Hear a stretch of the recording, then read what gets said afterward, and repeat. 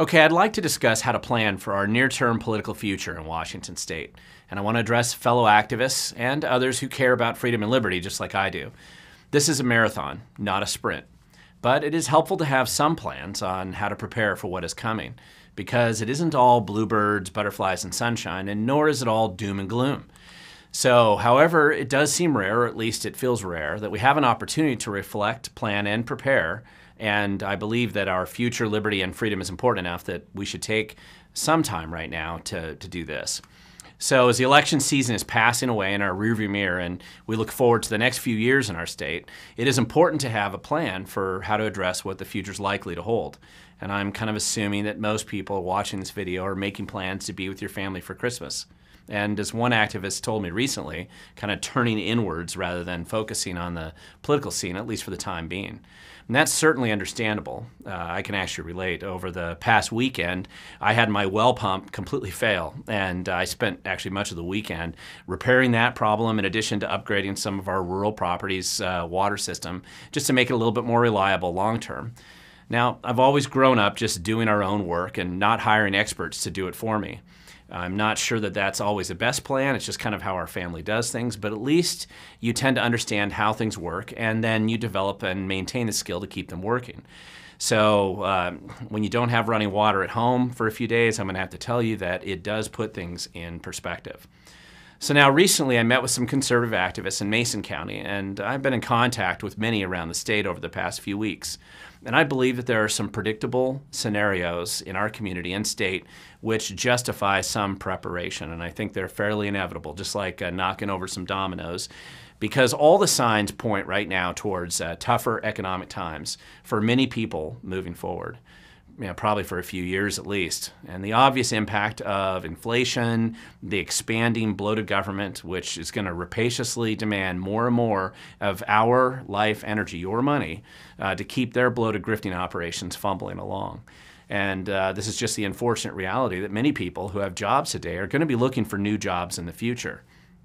Most of us really have lived in kind of blessed times when there's never been a more exciting or better time to be alive. But life and human affairs tend to be cyclical things, and when a down cycle comes, and I believe one's coming, it's better to face it head on rather than to live in denial. And this isn't really a political statement either, even if our historical political choices have kind of set the stage for what is coming. And it is just reality, and there's no amount of wishful thinking that's going to make it go away.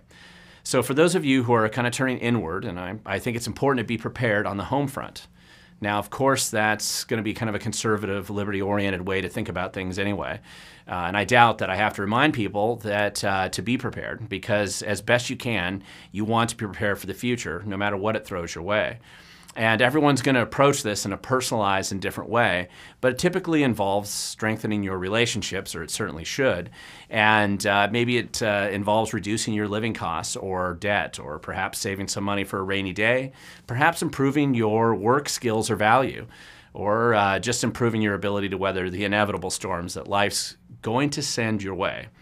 That's both healthy and understandable. I think many of us do that anyway, but it's not a bad time to do that right now. But we do have to recognize that there's going to be others who are less prepared or less aware or just beginning to wake up to the reality of where our community or our state is actually headed right now. And I believe it's important to remain engaged and to continue to engage in both our local civic community and the political ocean in which we swim, even if you feel like it's drowning you currently. Nobody's an island, and while you kind of need to keep things steady on the home front, what happens in our nation, our state, and our community will inevitably have a direct and very personal impact on your home lives, my home life and yours.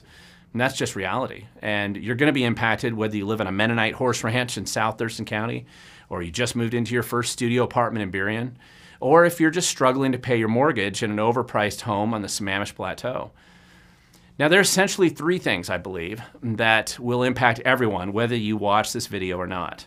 And the first are going to be obviously the economic challenges that face us. The second is going to be the inevitable increasing crime wave.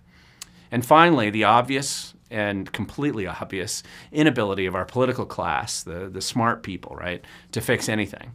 So number one, let's talk about the economic problems, because I believe they're the most obvious. Now, I grew up very poor, and I don't say that because I want to portray myself as some kind of a victim. I don't believe I am. And that's kind of a lefty virtue signaling pretense that neither you nor I have time for. I only point out this fact to say that for many people who have never experienced poverty before, these future economic challenges will shift them into this economic space for the first time, and it's going to be shocking and challenging for them to navigate that world. It was really just 13 years ago that millions of people lost their homes, and many of us had a pretty significant economic shock at that time. So we all need to be willing and within reason be prepared to help our family, our friends, our neighbors, and any of the other people that we can who find themselves in that situation. And it's going to be happening to a lot of them. Now, our political class, they're going to want to shift the blame, of course. Our governor will want to blame somebody, maybe Trump, probably climate change, Russians, whatever the idea of the day happens to be. So the deflection game is going to be strong. And they'll get the corporate media, King 5 News, the Seattle Times, AP, Facebook, whoever they need to cover for them and paper over their failures, their corruption, and incompetence. And this will probably be a successful effort, at least for a time. Most people really don't understand economics, and regardless the inevitable consequences that result from bad public policy, I do use kind of this domino image here because the incompetence and corruption that tends to be significantly time delayed from the original series of decisions that actually got us here in the first place. So at some point, most people who are suffering these consequences, they're not going to care because they're going to be making more personal decisions, very personal decisions, trying to deal with the immediate financial challenges that they and their families are currently facing. So what our political class won't want us to consider, of course, will be the need to reduce the bloat and the waste of government. And I'm not talking about police and fire and roads and the types of basic needs that most people actually do want government to do. They always use those examples, of course, and they threaten to actually cut those things. But when we talk about downsizing government, we're talking about other things that, the bloated, wasteful agencies that squander our tax dollars, just like free needles dumped on a pile of drug addicts in a homeless camp. And I'm also talking about government grant grifting schemes that are designed to fail and waste our life energy, our money, which they took and squandered in the first place.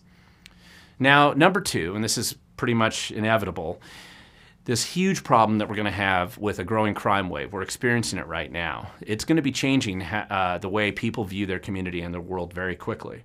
And you see this already in Burien and Federal Way and Kent and Seattle and other places where the crime is clearly escalating. And it's not just about the headline grabbing news of gangs and shooting. It's places like just simple crimes that we see, like escalating impact of property crime, car theft.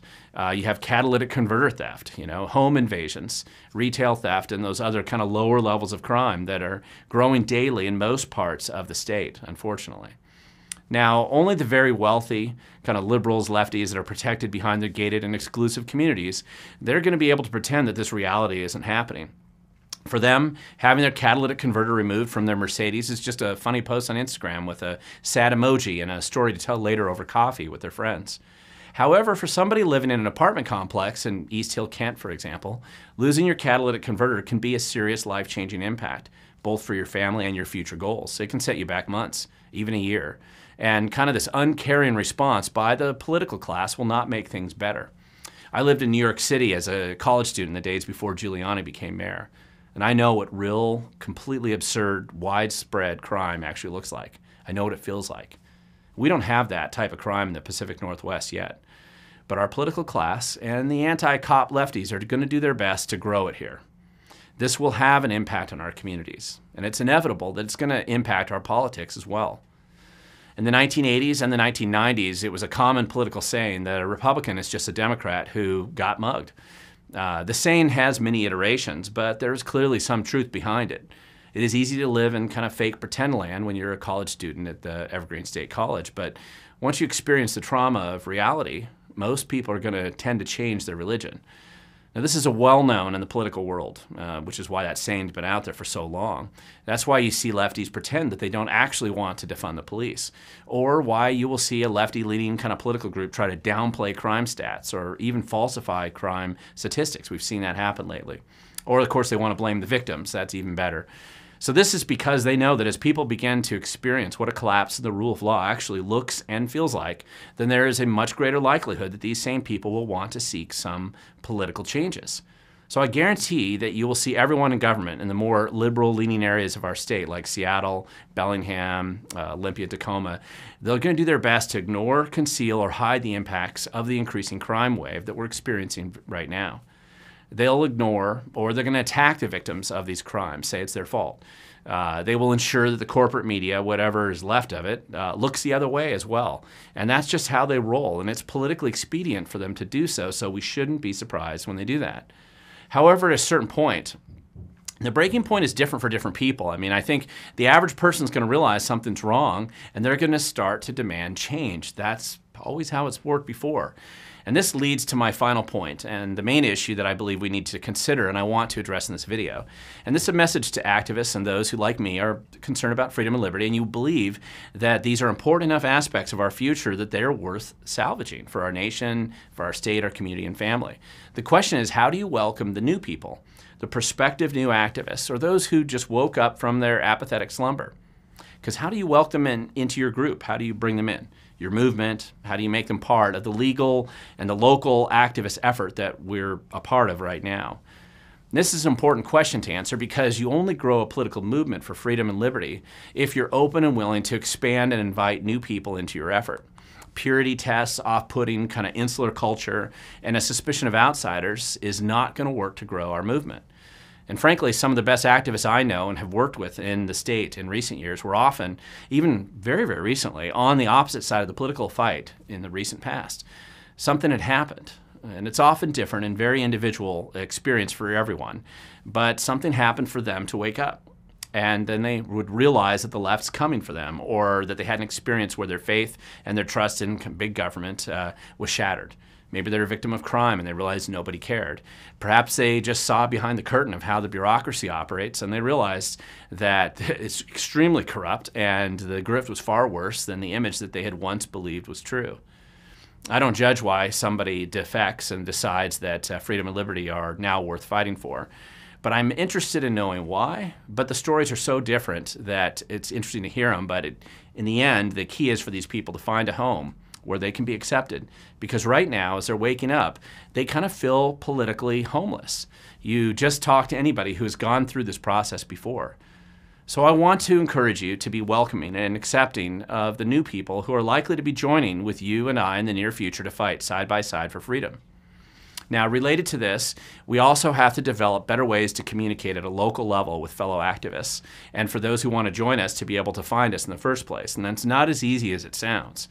Censorship, silencing, and intimidation are probably becoming the highest political priority right now for the big government folk. Just look at how much they're freaking out over Twitter. And these are the people who kind of profit from the current grift. They want to censor us. So this tends to include the corporate media and the big tech censorship, shadow banning operations that we've mostly all experienced. And, you know, for example, I doubt my channel is going to last forever on YouTube. They're sure to censor me eventually. But until then, I'll run it out as long as I can. And even though it might seem inevitable, you just have to keep getting out there, getting the word out there. And I'm going to continue to do that. Facebook, of course, is long gone as an effective communication or organizing platform. It censors you so much that I'm surprised sometimes we can even still use it. So I'm not sure that I have a one-size-fits-all approach yet, but I do believe that we have to answer this question very quickly in order to provide kind of this home for new activists, as well as organizing other people, our neighbors and family who are going to wake up, and or maybe they're just in transition, which is a word that means different things now.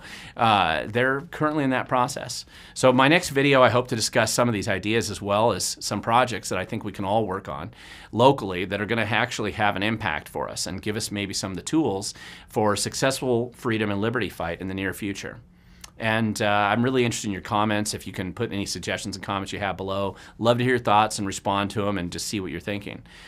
But for now, it's enough to plan and be prepared to accept the new allies and inevitable future political friends who are going to be joining us as the inevitable and predictable results of the current kind of lefty political schemes create the ugly economic and the crime wave environment that's going to push them our way. Now, we should still openly and vocally oppose the policies that create these conditions. We have to provide an alternative. But we must plan to work with those driven into our side by those very same conditions. Because if our current plans don't work, we have to change the plan. Not our goal, but we may have to change the plan. So I'm interested in working with you and others like you around the state to change this plan and come up with better plans that can help advance freedom and liberty. I'm not going away, and neither should you. So I look forward to hearing your comments, and please feel free to share this video with others, and don't forget to like it and let me know what your thoughts are.